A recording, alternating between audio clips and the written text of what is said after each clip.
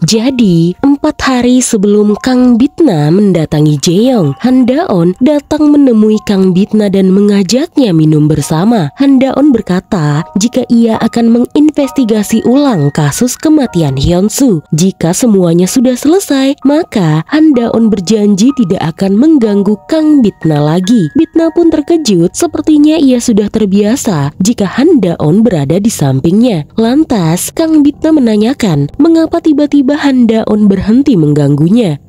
Awalnya, Han Daon ingin mengumpulkan bukti jika memang benar ia pernah dibunuh oleh Kang Bitna. Namun, semakin lama ia mengenal Kang Bitna, ia tidak takut. Justru, ia merasa nyaman dekat dengan hakim cantik itu. Ia juga merasa tidak perlu bertanya mengapa waktu itu Kang Bitna membunuhnya. Menurut Han Daon, Kang Bitna terlalu aneh untuk menjadi seorang manusia. Dan ia juga tidak terlalu buruk untuk menjadi iblis. Jadi Han Daon mempercayai Kang Bitna. Setelah itu Kang Bitna pun meremukan kaleng-kaleng minuman yang ia minum. Han Daon sampai terkesan melihat Kang Bitna sekuat itu. Semenjak Han Daon tidak lagi mengganggunya, Kang Bitna merasa kesepian. Komando pun merasa Kang Bitna sudah jatuh cinta karena selalu mendengar jantung Kang Bitna selalu berdebar jika berada di samping Han Daon. Grimori atau Lee Arong berkata itu tidak mungkin karena peraturan neraka mengatakan selama menjalani misi atau hukuman, mereka tidak boleh punya perasaan terhadap manusia. Jika tidak, mereka akan mati. Hari itu, Jiho sedang membantu seorang nenek tua. Nenek tua itu menghadiahkan Jiho minuman ginseng yang katanya bisa meredakan pegal linu untuk orang tua. Rupanya, minuman ginseng itu berasal dari Jaeyoung yang sudah ia masuki obat tidur, di mana Jiho tentu saja langsung memberikannya kepada neneknya. Malam itu, Jaeyoung pun datang menjemput Jiho. Ia mengancam akan membunuh neneknya Jiho seperti ayah Jiho jika Jiho tidak mau ikut bersamanya. Rupanya Jiho anak yang pintar. Saat Jaeyoung keluar rumah, Jiho langsung pergi ke telepon umum dan menghubungi Han Daon.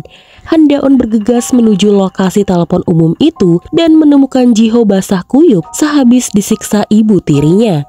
Rupanya, Jaeyoung pergi keluar rumah setelah menerima telepon dari nomor yang tidak dikenal bahwa penelpon itu mempunyai bukti jika Jaeyoung sudah membunuh suaminya sendiri dan sekarang berencana membunuh Jiho. Orang di balik telepon itu adalah komando. Jaeyoung bergegas menemui sang penelpon dan di sana ia bertemu dengan Kang Bitna yang siap menghukum Jaeyoung. Kang Bitna bertanya, apa pendosa bernama Bae Jaeyoung mengaku sudah membunuh suaminya sendiri? Tentu saja Jaeyoung tidak akan mengakuinya. Tamparan keras langsung mendarat di pipi Jaeyoung. Kang Bitna lalu bertanya lagi, perekat apa yang dipakai Jaeyoung pada beltnya Hyunsu? Dan sekali lagi Jaeyoung tidak mengakuinya. Dan jelas tamparan keras lagi-lagi mendarat membuat tubuh Jaeyoung langsung terlempar jauh. Kang Bitna pun langsung mengangkat tubuh Jaeyoung tinggi-tinggi. Barulah si ibu tiri ini mengaku jika ia sudah merekatkan lem yang bisa larut di air untuk menghilangkan bukti kejahatannya. Kang Bitna langsung mengajak Jaeyoung merasakan rasanya menjadi Hyunsu. Ia berada di kursi belakang mobil yang mau tenggelam dan Kang Bitna menutup atap mobil sama seperti yang Jaeyoung lakukan. Lalu tidak lama kemudian Jaeyoung pun tenggelam bersama mobil dan tewas. Lalu setelah itu Jaeyoung menerima hukuman bagaimana ia membunuh mantan suami pertamanya yang ia buat buta dengan obat-obatan. Lalu Jaeyoung mendorongnya dari atas tebing yang curam demi sebuah apartemen dan juga uang. Kang Bitna membuat Jaeyoung merasakan rasanya menjadi Jiho yang selalu ia siksa. Lalu Kang Bitna juga membuat Jaeyoung buta. Setelah mengalami semua kejahatan yang pernah ia buat, barulah Kang Bitna membunuh Bae Jaeyoung. Tidak lupa, Kang Bitna menempelkan tanda Gehenna, yaitu neraka sebagai tanda satu lagi pendosa yang Kang Bitna bawa.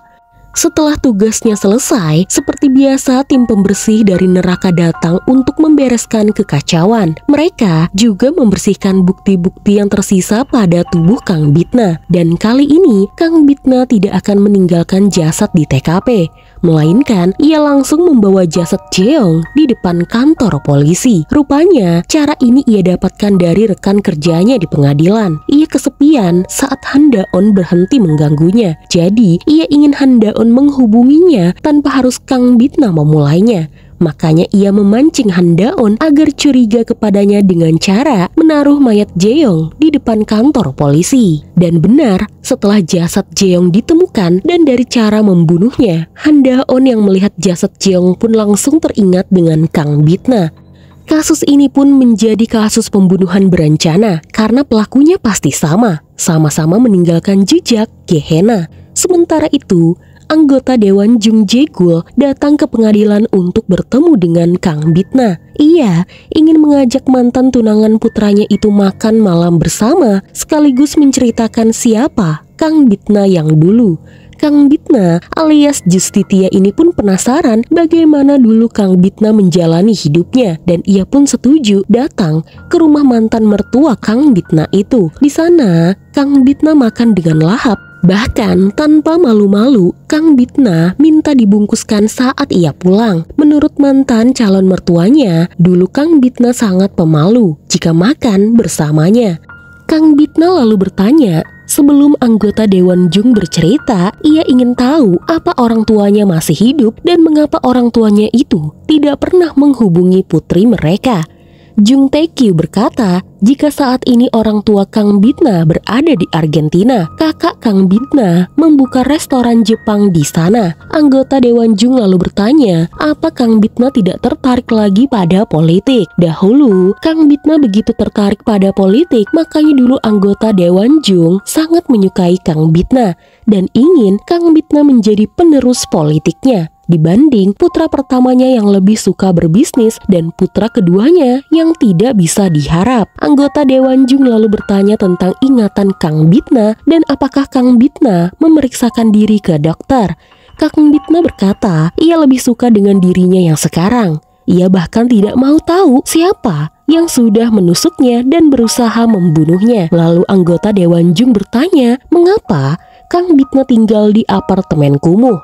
Padahal tempat itu mau direlokasi ulang. Kang Bitna hanya bilang ia menyukai tempat itu, sepi dan juga damai. Di sini anehnya, putra kedua dari Dewan Jung itu enggan bertemu dengan Kang Bitna, seolah-olah ia menghindari mantan tunangan kakaknya itu. Singkat cerita, Kang Bitna pun bertemu dengan Han Da-on yang mencurigai Kang Bitna sudah membunuh Moon Jae-jung dan juga Bae Jeong karena mereka berdua sama-sama pernah menjadi terdakwa pada persidangan Kang Bitna. Kang Bitna pun berpura-pura tidak terima, justru seharusnya Han Da-on lah yang patut dicurigai. Mengingat sebelum tewas, kedua korban itu bertemu dengan Han Da-on, dan Han Da-on tidak bisa berkata-kata lagi. Ia kesal karena sekarang Bae Jeong sudah tewas sebelum penyelidikan selesai. Kang Bitna mengira Han Da-on bakalan senang karena kini si penjahat sudah tidak ada. Han Da-on ingin Bae Jeong dihukum agar mereka bisa mengungkap kematian Hyun-soo dan juga penganiayaan yang dialami oleh Ji-ho. Karena bukti yang merujuk Kang Bitna tidak ada, maka malam itu ia pun dipulangkan. Kang Bitna lalu meminta Han Da-on mengantarnya pulang karena ia lelah setelah diinterogasi. Di jalan, Kang Bitna terus mengoceh tentang siapa dirinya dulu dan siapa mantan tunangannya. Tapi Han Da-on tidak peduli, yang ia pedulikan apakah benar Kang Bitna bukan orang yang membunuh kedua korban. Kang Bitna pun kesal karena hal ini sangatlah membosankan. Saat pulang, ia lantas memarahi Han Da-on jika Han Da-on seharusnya terus mengulik informasi tentang dirinya dan juga mengganggunya. Han Da-on bingung mengapa ia harus melakukan hal itu. Tanpa malu-malu lagi, Kang Bitna berkata agar ia tidak bosan.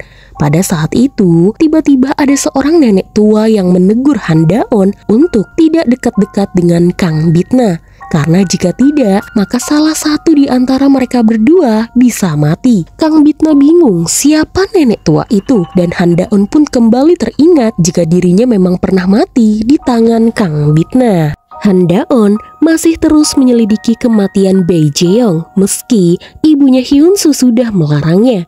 Menurutnya, Jeong memang pantas menerimanya.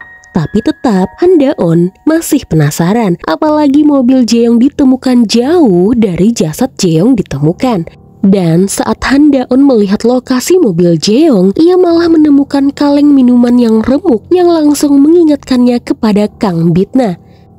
Suatu hari, Kang Bitna bertemu dengan tetangga baru di depan unit apartemennya. Rupanya tetangga itu adalah Han Da-on. Kang Bitna pun seolah mendapatkan gairah hidupnya lagi dan Han Da-on memutuskan untuk penasaran kepada Kang Bitna dan berniat mengganggu hidupnya lagi. Saat itu Kang Bitna benar-benar terpesona, namun saat melihat tatapan Han Da-on, tiba-tiba Kang Bitna merasakan kesakitan. Han Da-on kira Kang Bitna sedang bercanda, namun tidak. Kang Bitna benar-benar merasakan sakit dan ia tiba-tiba saja pingsan di pelukan Han Da-on.